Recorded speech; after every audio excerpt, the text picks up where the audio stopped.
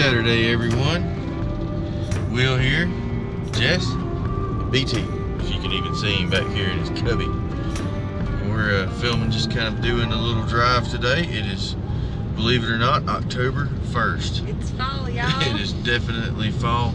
In the Pacific Northwest, with the drought conditions of the summer and the heat, it has sucked the sap out of every tree alive. No, but the drought conditions and everything from the summer have expedited fall, it seems, this year, and you definitely got some foliage coming, changing, getting some beautiful colors. And we decided to go for a drive today up to Mount St. Helens. And we're gonna test out our new drone. We got us a new drone, a new piece of filming videography equipment, and we can't wait to give it a good test drive up here. We can get us some good aerial shots and photography, and be able to kind of show off some of the beautiful area around the mountain.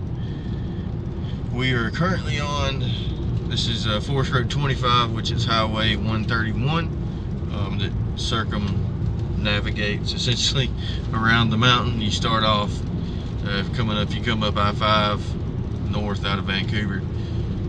You get off in Woodland and then stay straight. It just essentially turns in to the road that goes to Mount St. Helens.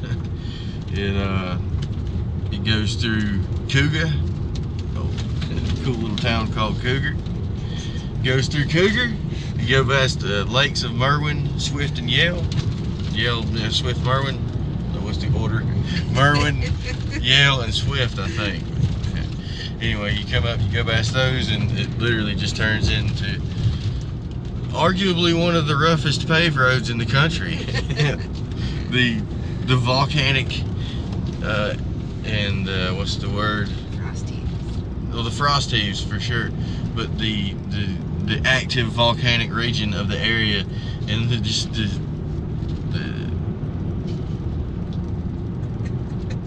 ancient highway. Basically, they built this road that comes around, who knows back when, and they, just the mountainside's kind of falling off in some spaces, and they, we'll just keep building over it. So they kept some good concrete on the road, and it's a safe road. There's a lot of traffic. You do pass some semis, and you're like, where are y'all going? It's also hunting season right now. Yeah, it's hunting season. Part of the mountain you hunting season. Parts of the mountain you can hunt elk at, so you'll probably see some random plenty of elks, camps and all that. Lots of elks around here. It's a little warm right now though, so they're probably up a little higher. Yeah, it's 78 degrees today. Like I say, Aunt Mary even commented earlier on the niceness of the day for it to be October, so we're taking advantage. But what was I talking about? Oh yeah, how good the road is.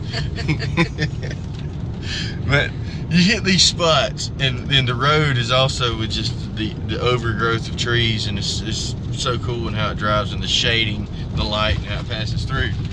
When we go in, mountain river. But that's the road we took. Yeah, that's the crazy road. If you want to go up a crazy road, you go up that one. We're going up this one. This other road kind of hooks you up the back way to Windy Ridge. But you have the shading that's on the road, back to how good the road is. The shading, rough road. There's a sign. Thank you for telling us. It definitely makes it tough to be able to see these foot deep potholes that are in this road. And if you're in a sports car, or i.e. our van, you ain't trying to hit these things. And it's pretty rough. You dipping and dodging. You definitely, the driver has to drive, to say the least. Can't be doing much window viewing. Yeah, we ain't over here seeing the park. So we're gonna, work our way up around here. We're going up to Windy Ridge, and there's an observatory parking lot, up there, and you can see the blowout zone, literally. And we're gonna get up there. We're gonna get some drone shots, show the flora and fauna of the area. The fauna. We're gonna check out fauna. I got fauna. Is that a word? Fauna. Fauna. Flora and fauna. Fine. Little deer. We had to go to the nephew's football game in Kelso, so we had to come up I-5 a little bit. So we're working our way. We went on up I-5, got off on 12 and came across. So we're doing a gigantic circle, and that's I was going to mention earlier. You want to take a packed lunch if you're doing the Mount St. Helens day trip in your vehicle, because when you start and you get up there, you get past Cougar, it's still like, I don't know, I think 50 something miles one way all the way up to the Windy Ridge Observatory. So it's a good little drive, and it is a slow drive for sure. So take you plenty of water and a sack lunch, because there ain't nothing up here, and nor cell phone service. So beware. Well, we're on Forest Road 99 now, which it is called Windy or Windy, not really sure. It's W-I-N-D-Y Ridge. Windy Ridge. But it is a windy road. You can argue the fact, because it is a very windy road. We're working our way up around to the Windy Ridge Observatory. Basically, it's a parking lot that's at the end of the road that you can get out, and you're looking at the mountain. I guess you're looking at the mountain from the northeastern side of it. So you're seeing where it blew out and the whole backside of it, and it went the other way. It went to the west kind of, and then hooked around. But it's pretty insane view. And not to mention, you see, I mean, we're in the trees still. It's all alongside of the mountain, and this is where this part was saved from the explosion, and basically the atomic bomb force that went off when it did explode. And when you get to where it exploded, you'll see in a minute, there's no trees left. It's just a barren wasteland. It looks like it is such a stark contrast to this. It's regular Washington with Douglas firs and all of the evergreen Pacific Northwest hemlocks and this and that. I'm not totally sure, but a lot of firs and cedars, and then you get to that line, and it is literally the end of trees and any plant growth. And that was in 1980 when it erupted. May, I think, May 20th? May 18th, 1980. So we're 42 years later now, and it's still pretty much a barren wasteland. So that's where we get up here, and we go past Spirit Lake. Yeah, we go past Spirit Lake too, and you can see where the blowdown. Harry Truman lived there, not the president. A curmudgeon named Harry Truman. we thought it was the president. Like, what an odd place for him to come set up a lodge. But no, it wasn't the president. Anyway, he had a cool resort type place, and he's buried under the mountain now. So he was saying all that is floating trees.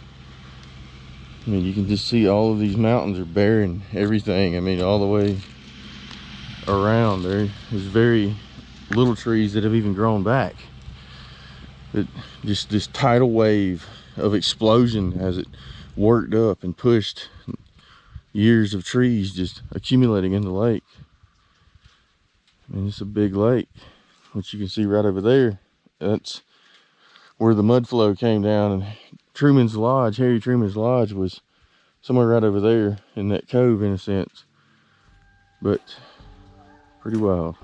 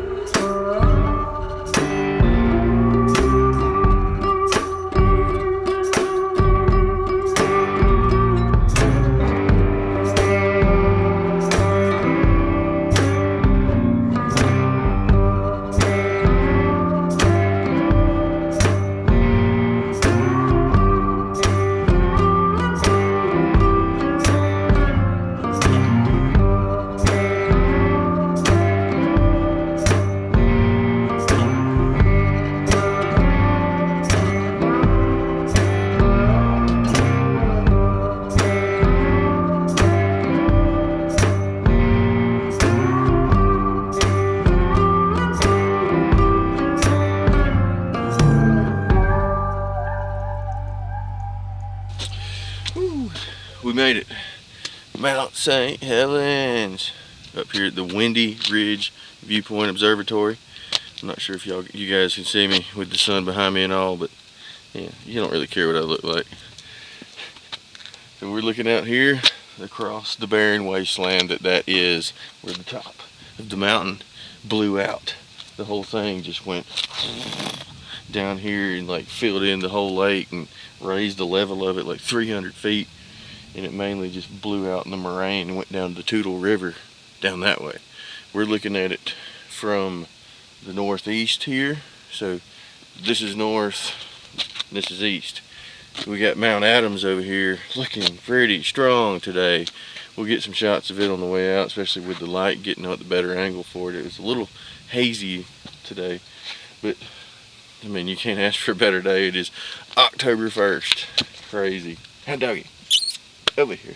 Over here. We're shooting. So we just wanted to bring you guys up here along with us today. You know, show you the beautiful colors and everything that's going on. I mean, what more can you expect when a day's like this? It's just gorgeous. Like I say, we got a new drone. We got us a new toy. We wanted to test it out and do some shots of it. And thank you, lovely assistant. But we bought a DJI. This is the Mini 2. You guys will have to forgive me for all my lingo ignorance here. It folds out, really small package here, and this is the remote that comes with it. Your phone sticks up on top here, like most all drones. And you know, this thing, like you saw, it's ultra light, which it's less than 249 grams with the battery in it.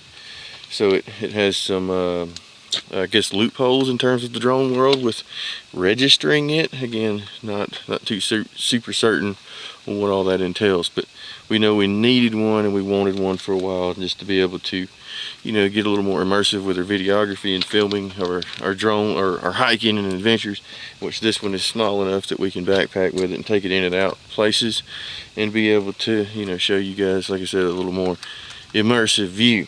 And so been practicing and playing with it today. We got some cool shots as we'll show coming in on the road and trying to, you know, follow in with the drone. This thing got an incredible 4K camera on it, and it does every drone action you could want, in a sense, especially in a beginner scene here with myself being one.